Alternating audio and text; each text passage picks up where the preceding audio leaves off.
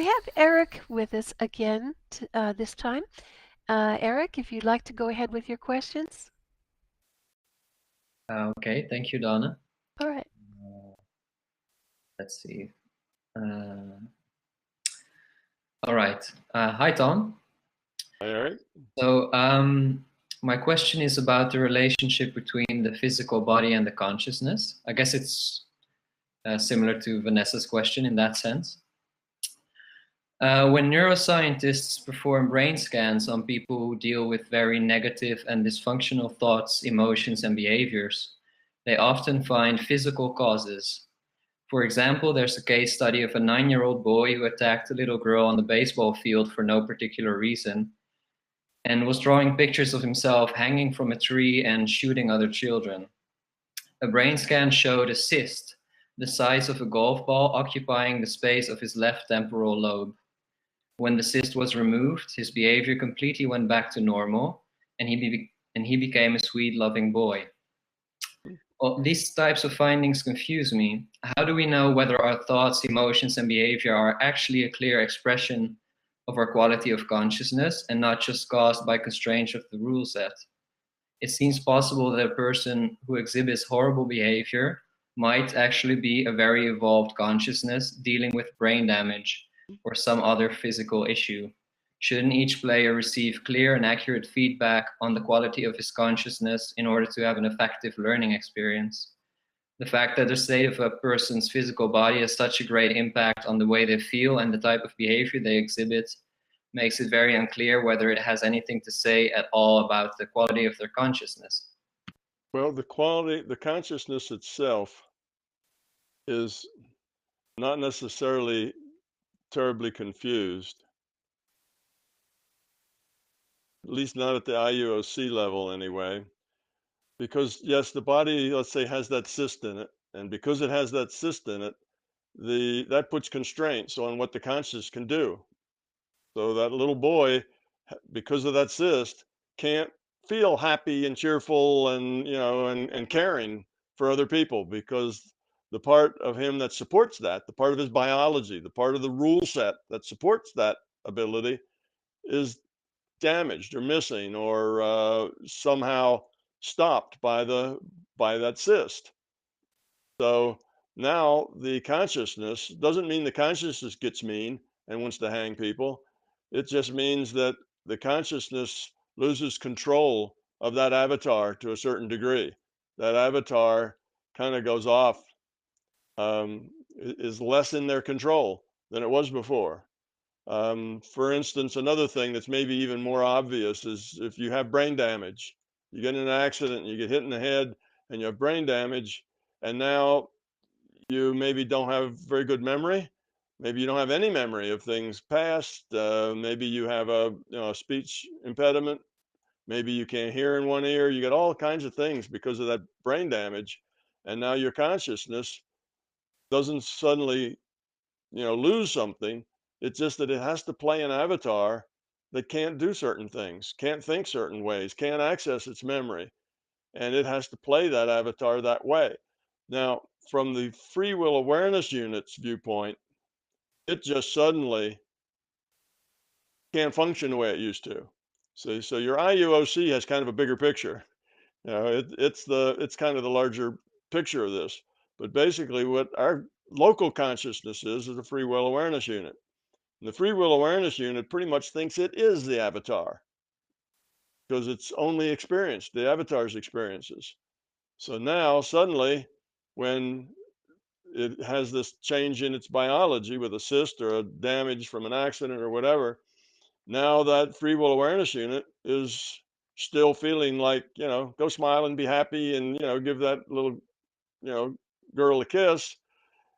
But the avatar won't do that because the avatar can't do that because the biology blocks that. The avatar can't express that. So the consciousness doesn't know really, the free will awareness unit probably doesn't know what's going on at that point. It just has to deal with it. Well, there's lots of ways you can deal with things. And these things will present very challenging things to the free will awareness unit.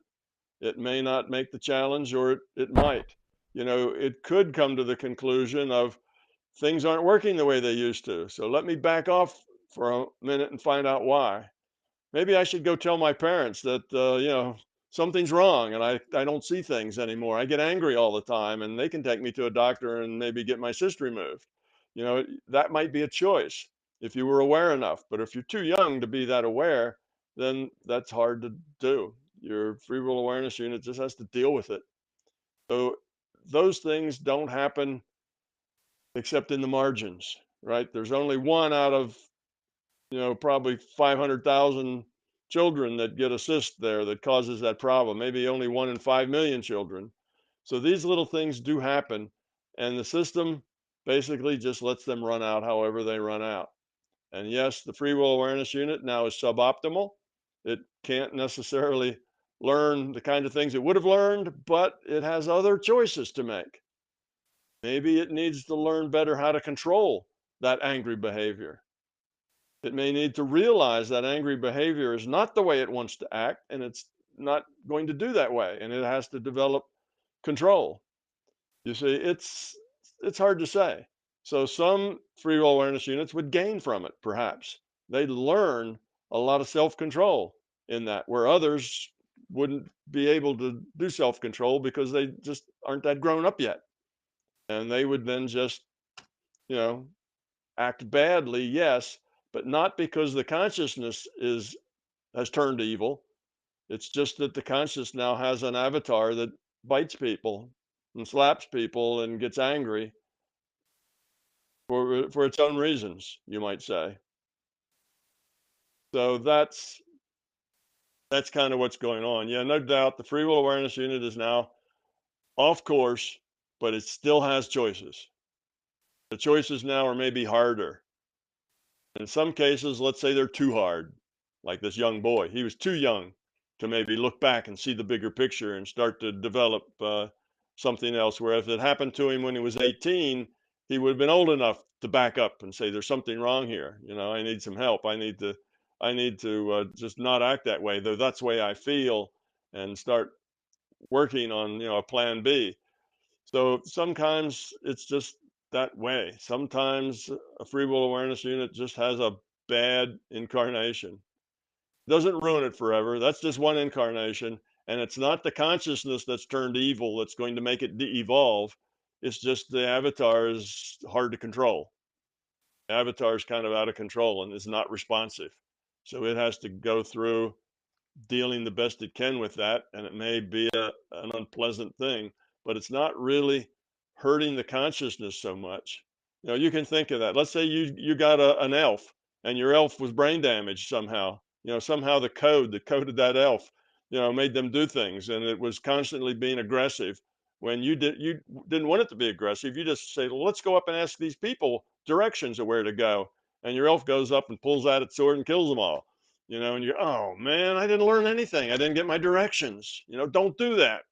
And so you tell it next time, you say, put your sword down while it goes up and talks to people. You learn how to deal with it, right? You try to find a workaround. And that's what the free will awareness unit has to do. It has to find a workaround. So you may just have to finish your game with that defective elf.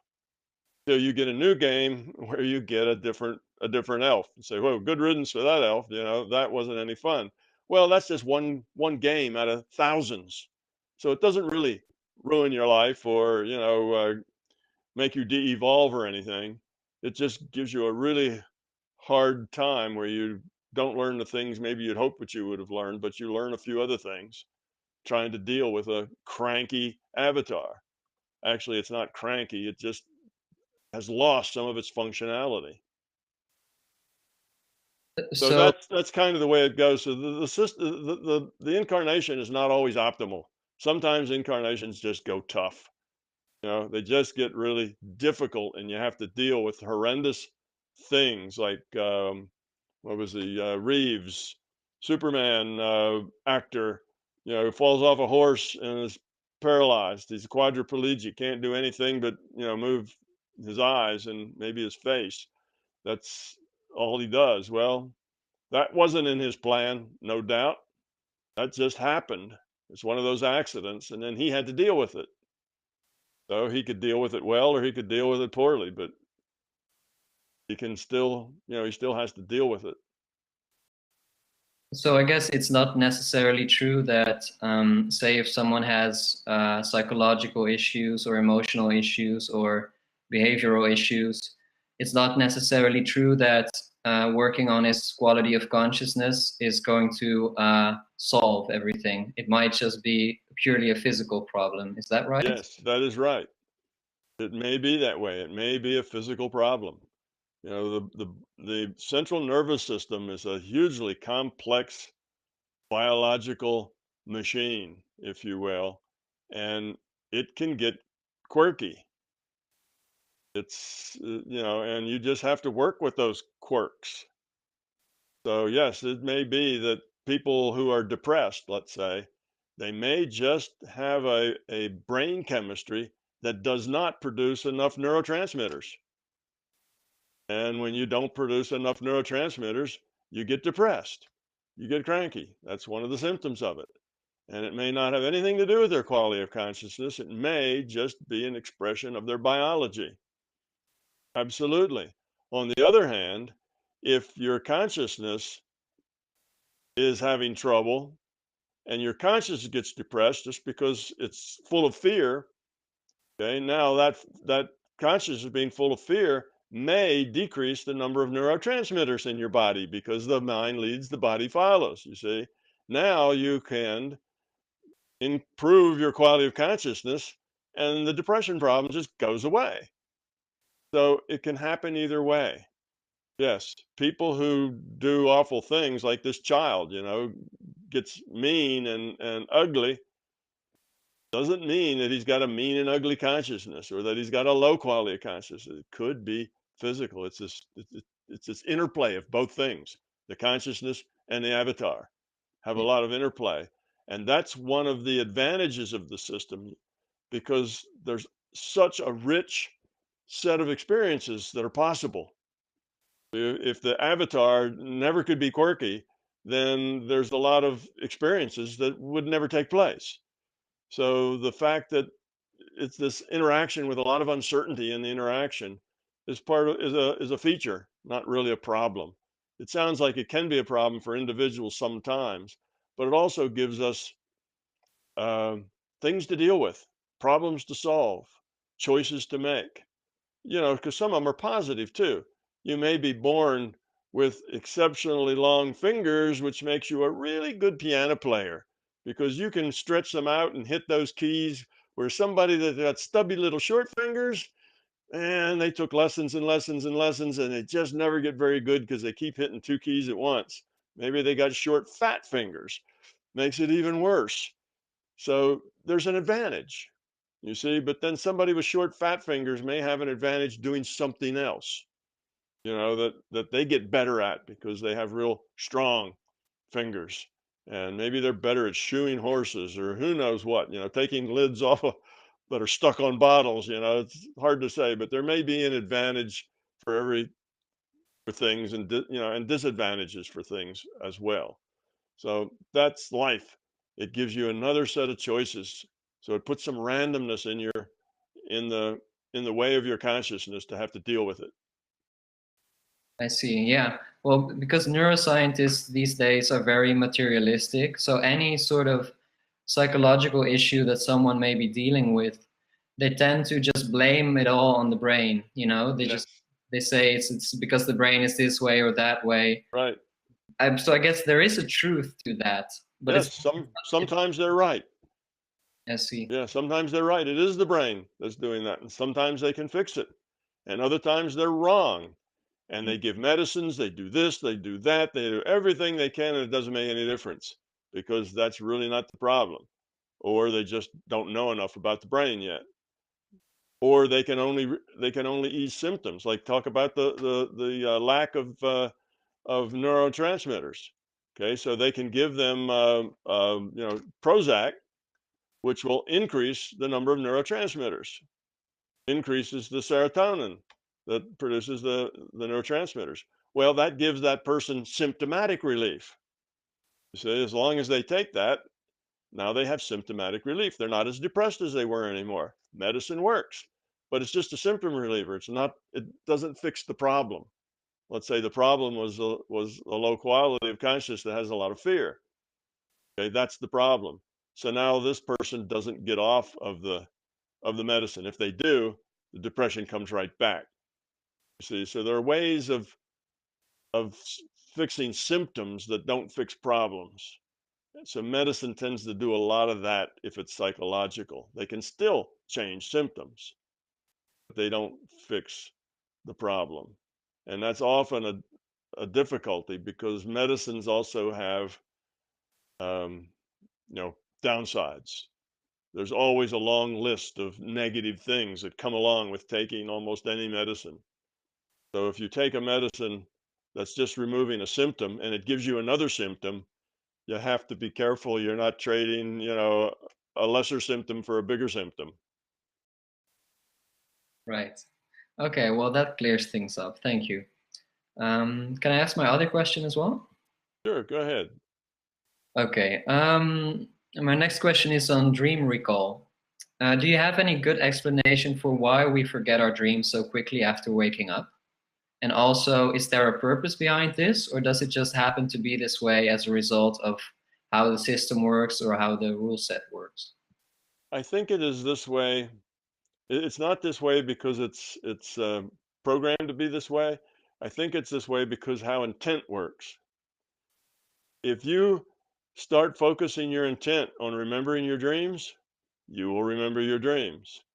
But when you first wake up, if what you do is say, "Oh, what time is it? Am I late for work? What do I have to do today? Let's see, what's first on my calendar, and what's second, and what's third, and what is there for breakfast? Am I going to be able to get something here, or am I going to have to stop at the store on the way?" And your mind just starts going on about all the things that have to happen. You have to take a shower, you have to do this, you have to do that.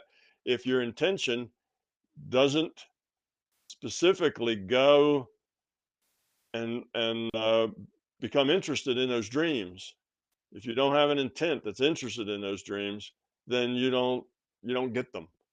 So what you're not interested in tends to disappear. So I think that's the main reason that we don't get our dreams. Now, one of the ways that you can develop an interest in your dreams is by starting a dream journal. That's why when people start dream journals, suddenly they have more dreams that they can remember because keeping the journal forces them to have an interest in the dream. You can't get a journal and start writing in it unless you have an interest to get a journal and start writing in it. So that's why that works. So I think it's just a matter of focus. If you in the morning, first thing you do is just lie there without really getting up and starting to process your day, you just lie there and go back, and kind of revisit your dream, then that dream, you'll remember it real clearly. But if the first thing you do is pop up and get out of bed and stagger to the bathroom and brush your teeth and start planning your day, you probably won't remember even that you had any dreams. So I think it's just your intent and your focus is the main thing, and it's just the way we are with everything. If you don't focus or have any intent about what's going on in the office next to yours, you'll never know because you'll never ask anybody about it. You'll never inquire, and you'll just be ignorant of that. Whereas if you're curious, you'll inquire and you'll find out what's going on there. So intention provides us with information that we don't get otherwise. So you don't think it has anything to do with the fact that when we're dreaming, we're operating from the being level and the intellect is turned off? Well, that can be some of it. That can be some part of it, that you're operating at the being level and the intellect's not involved. But the reason the intellect's not involved is that the intellect isn't interested. The intellect isn't paying any attention. The intellect can be involved if you have an intention for it to be involved. So it's, yes, that is part of the problem, but that's part of the reason why your intent isn't on the dream, because the intellect just doesn't care. It's not interested. Yeah, you have dreams, you don't have dreams, but who cares? They don't mean anything anyway, or however you feel about it. Then your intellect isn't interested in paying attention to them. But if you start thinking about your dreams and say, I really want to remember them because they're going to tell me how I am. That's a good view of me at the being level. And I really would like to remember and see how I act and the choices I make in those dreams. You'll start to remember them. Okay, well, I guess I'm gonna have to work on keeping a dream journal then. Yeah, dream journal is the thing that works best for most people. And what they will do is after a dream, they will wake up because they have an intention. After a dream, I want to write it down. And they won't necessarily wake up in the morning and write down 10 dreams. They'll write them down as they have them. So it also, they learn to wake themselves up. They have a dream, they'll wake right up after the dream and write it down in their journal, go right back to sleep, and doesn't disturb their sleep at all. Their intention just takes care of all of that. Oh, that's interesting. Well, I'll experiment with that. Thank you. Yeah. All right, thank you, Eric. We have Pally back again with us.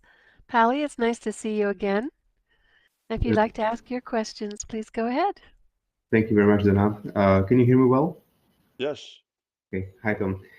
So my first question, which was also popular as I saw, I have this idea that there is a primary relationship in everyone's life at each life stage.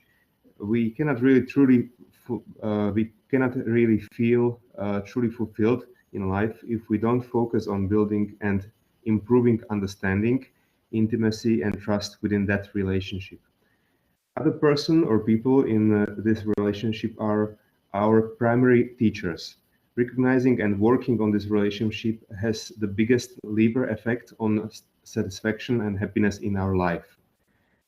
Sadly, many people tend to run away from the need to grow and change thanks to that relationship, so they focus on other projects. This often happens after they get exhausted after trying to change others in that relationship and not themselves. These projects are other less essential or superficial areas of life where we feel good, where we achieve the flow state because we can see much more clearly the connection between invested effort and results. There is more certainty and less or no need to change oneself. So I have three questions to this topic. Does it make sense to see the primary relationship as the most important project and deliberately focus on it? Or is it better to not focus on that relationship while being conscious of its importance? And how do we deal with that sinking feeling of loneliness when one person sees the importance of working on the relationship, but the other runs away towards other superficial projects? Okay. There were several questions in that one question. First of all, let's say that this relationship is one based on caring and on love. Okay? If it's one based on caring and love, then it only takes one to love. It doesn't take two. In other words, you can love someone, and if that someone, let's say, is shallow or has a lot of fear and has a lesser capacity to love, that's okay. You just let them be however they are, and you love them just the same. You do things for them, you try to make them happy or whatever, and realize that they have limitations. Their capacity is only so much. That's okay. So you can get along just fine and don't have that feeling of loneliness, because when they say things or they brush you off or whatever and you want to go into something deeper, you just have to let that be, because you let them be however they are. You don't try to make them be what you want them to be. You let them be who they are and accept that as who they are and love them because that's who they are. See, if it's a need-based relationship, then that doesn't work so well. In a need-based relationship, you have needs and you're expecting somebody else to fulfill those needs. And when they don't, then you feel lonely or put out or it's not working. Okay. So let's go back to the relationship that's based on love. If the relationship based on love is such that you can't, whether it's your capacity to love is not great enough, or whether there's just not enough value in that relationship to make it worth your while, well, then maybe you need to change relationships. You see? So if you're in a relationship, let's say that's abusive, to take one that's more dramatic, well, you don't have to stay in that. And you may love that person, but the right choice would be to move on, go someplace else, start another relationship. You may still love that person forever, but it may not be a practical or good place for you to grow, up in. So then you might want to change relationships. On the other hand, if a person is only mildly abusive, let's say all their abuse is just um, verbal, in the sense that they are constantly complaining or constantly unhappy about something or whatever, well, that's okay. That's just the way they are. You can still give them a kiss and, try to make them feel good when they can, but you can just accept them the way they are. They're grumpy. That may not be a big deal. But if they hit you with a frying pan, every other day, then it's probably time to go, someplace else. That's not a good relationship. You need to get out of it. So it depends. Okay, so that's kind of part of your answer. All the rest of the things you said were exactly right on when you described this relationship. The reason we have this need to get in a deep relationship with somebody in every phase of our life. We want to have the best friend, or we want to have a wife or husband, or we want to have somebody at work, or our boss, or somebody, our cousin, or our mother or father, somebody that we're really connected to. That's because we're driven to grow and to become. And as you said, relationship is really the core place where that happens. You can go off to what you called other things, where you're not required to give of yourself so much. You go to work, well, and you're an engineer and you do great work. So you build this wonderful bridge and everybody applauds and you get an award and, maybe a raise. But it doesn't mean that that you don't have a lot of fear, that you don't have a huge ego, that you're really a very evolved person. You're just pretty good at what you do as far as the engineering goes. But like you say, that's a diversion from your growing up. I mean, it is you expressing your intellect in a profitable way, but we're here to grow up, not to make money. And we still have this need to connect with somebody at a very deep level, because that's where we have to deal with our ego and our fears, is at that deep level, not the superficial level of designing a bridge and getting applause. That's all kind of superficial, not meaningful. So yes, we are all pulled toward a relationship. And if we don't have it, we feel lonely. That's kind of a feeling that, well, go try to develop such a relationship. But if we get into the relationship based on it's about us, then it doesn't work out so well. And if we get into it based on it's about somebody else, then it still might not work out very well if that other person just has no capacity to love at all. But if they do have some capacity, generally you can work with it, even if it's a smaller capacity than what you have. You can still work with it. It's still all right. The person, let's say, is just a chronic complainer. Well, you don't have to be upset about the complaints, even if they're complaining about you. You can just smile and say, yeah, that's the way it is, and, go on about your stuff. It doesn't have to upset you. It can be something that you can deal with just fine. You got to let other people be who they are. You can't make them be anything else than what they are, and you can't help them grow up any. And the more you push at them to help them grow up, the less likely it is that they'll grow up. So you're kind of stuck there, Polly, and that there's nothing, if you get in a situation and it's not working, there's just not much you can do about it, other than either love them and let it go, or change the relationship if that's impossible. So it's, particularly if it's a love them and let them be who they are, that can be a very growing thing for you. In other words, let's say you do have a significant other, and that significant other is not very evolved and they complain a lot. All right, well, dealing with that in a positive way so that it doesn't make you grumpy, that's a challenge. And if you can meet that challenge, you're going to grow up a whole lot, because you're going to have to offload your ego in order to meet that challenge. That challenge requires you to be a kinder, more giving person than it would be if your significant other never complained and always said nice things to you. That doesn't challenge you a whole lot. That just feels good. But when you're in a relationship that's difficult, there's the challenge for you to let that ego go. Don't let that pull you down. Don't let that make you upset or angry just because they said something that was rude to you. Just let it go. It's all right. See? So those challenging ones can actually be the ones where you have the highest potential for growing up rather than the easy ones that just feel good. So there's advantages to both. Feeling good is nice. What we talked to Patricia about early on, that's a good thing. There's nothing wrong with feeling good, but you can learn a lot in tough situations that require you to grow up in order to deal positively with the situation. So I don't know whether I've answered all the questions that were in there or not, but if not, just keep asking them until I do. Okay, thank you, Tom. I think that answered most of them, but two other things popped up, if I may ask them. Okay.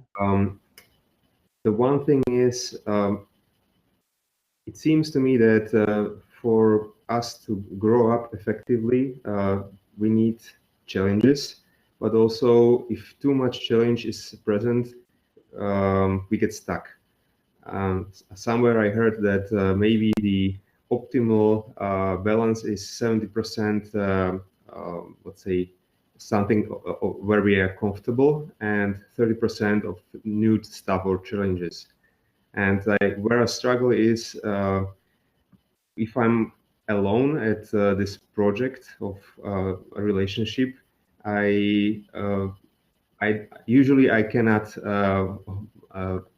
be joyful and happy with that other person not trying. So yes, that's my ego. But how do I then overcome? I mean, if it's can you hear me? Yeah, I hear you fine. Sorry, because my screen is stuck somehow, frozen.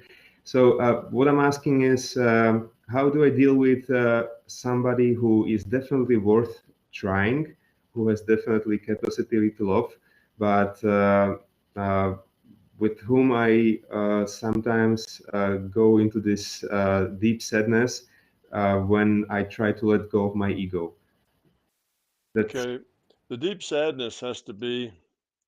I mean, there's two different causes that the deep sadness might have, but both of them get cured by the same thing, and that is you have to let people be the way they are. Now, if somebody that you love is hurting themselves because they're not growing up, so they're doing the same old stuff that doesn't work out, well, that's a little sad, but only a little sad in the sense that, well, they are who they are.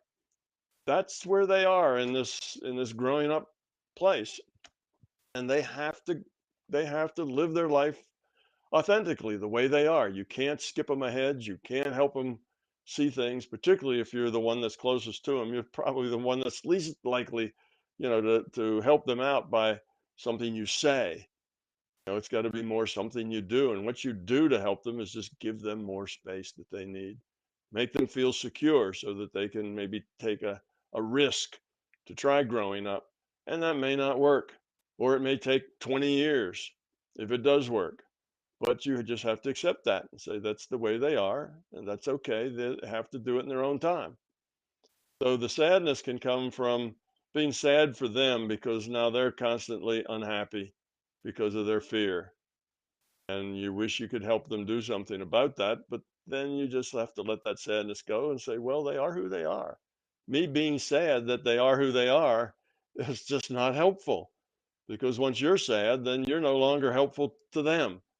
The way you help them is by being positive and giving them a safe place to grow up in. So when you get sad or you get depressed, now you are not only not helping them grow up, but you're making it harder for them to grow up.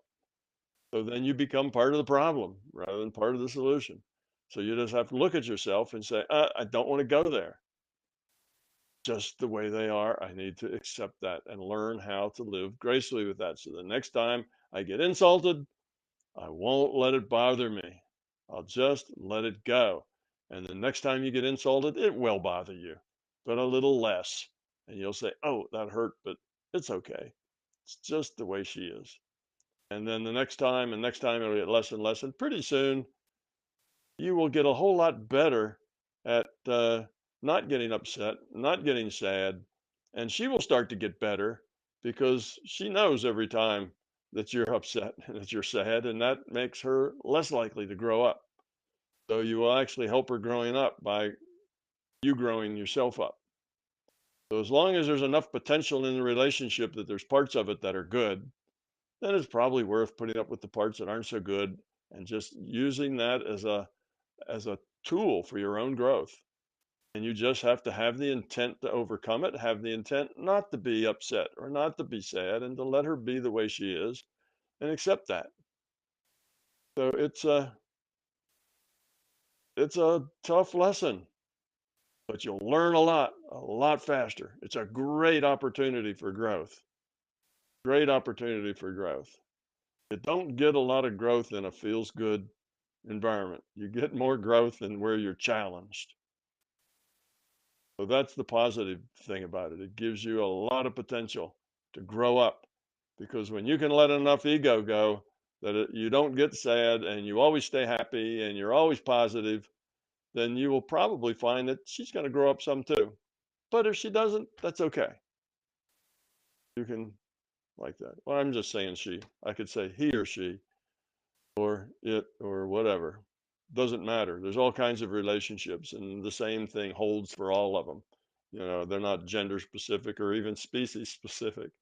You know, they're just about relationship with anything or anybody. You know, and we have deep relationships with mostly with family, mostly with significant others, because that's who we get so close to that their ego and our ego start to bump into each other. And it's those bumps that we get between the egos that provide us the challenge. And there's nothing you can do about the other person's ego. So you just have to learn to take those bumps and not make that part of the problem. Accept that and take it positively and make it part of the solution. Because that person actually knows when they're being negative. That person, let's say, again, just making up things, that they, let's say, complain a lot. They actually know they complain a lot. They're aware of that.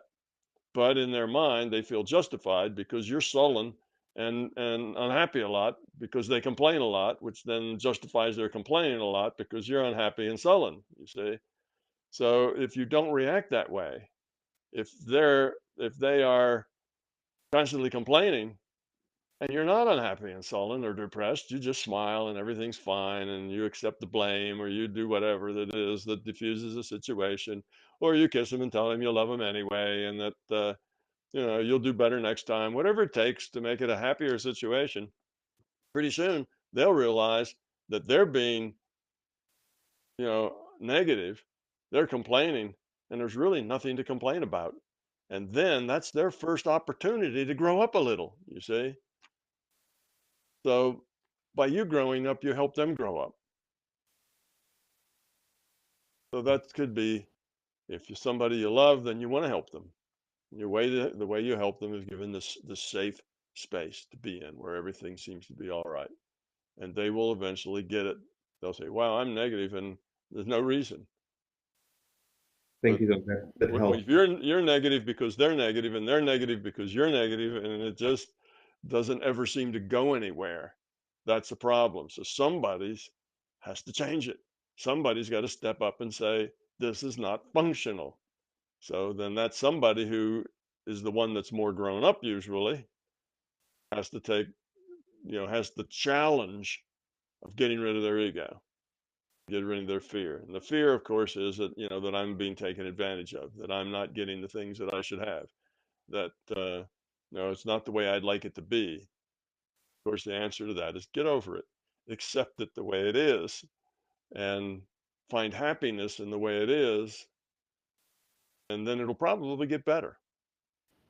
That helps, Tom. Thank you very much. That last part spoke to me very deeply. So And in relation to what you said, that there are need-based relationships and love-based relationships, I'm struggling a bit here because I'm also, let's say, a hobby psychologist. I learn a lot from psychology theories, and they always tend to look at needs as something that is essential to our existence, of course, to our ego. And if I understand you correctly, if somebody really drops his ego, he then doesn't have any deficiency needs. I mean, in Maslow's pyramid of needs, there are there are only deficiency needs, and then on the very top there is this need to give, to care, as I understand. Basically, somebody without an ego doesn't have any deficiency needs. Am I understanding this correctly? Yeah, that's basically right. That's why people without egos are happy. Mhm. Because they don't find any deficiencies. They don't find any negatives. They just find opportunities, opportunities to grow, opportunities to give, and it makes them happy. Mhm. But yes, that's the case. And the reason that psychology got stuck in that boat is because I guess it started with Freud, but basically it starts with the way psychologists look at the world, and that is they look at the world experimentally. So if you take 10,000 people and you give them tests and you find out here's a good solid bunch, you know, they're reasonably happy, they're reasonably successful, they're reasonably okay. So we will label them good, healthy people in our society. Okay. And then that tells you then ones that aren't getting so along, then they have problems. But this group is the group that we say don't have problems. It's not that they don't have any problems, but they're average, they're normal, just have normal problems like everybody else does. So they're healthy, they're okay. Well, that's kind of the way psychology looks at the people. That's how Freud looked at people. You know, everybody has ego. Well, if everybody has ego and a lot of people are doing fine, then the ego must be a necessary part of the being. Well, that's not true. Everybody has ego because everybody is not very grown up.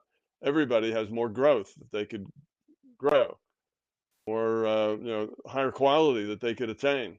That's why everybody has ego. And yes, ego is normal, but that doesn't make it a good thing. So yes, once you get rid of that ego and that fear, then you can still feel sad, but usually only for a short period of time. That's just a fleeting, kind of a fleeting thing. You don't even get sad very often because you know it just is the way it is. And you accept that. It's not really so much a sad thing. We get sad because we're not getting what we want. That's what tends to make us sad. We need things and we're not getting them. We get sad. We don't have them. So yes, without that fear, you're a happy person. No matter whether you're poor or live in a mud hut or whatever, you're a happy person. It's okay.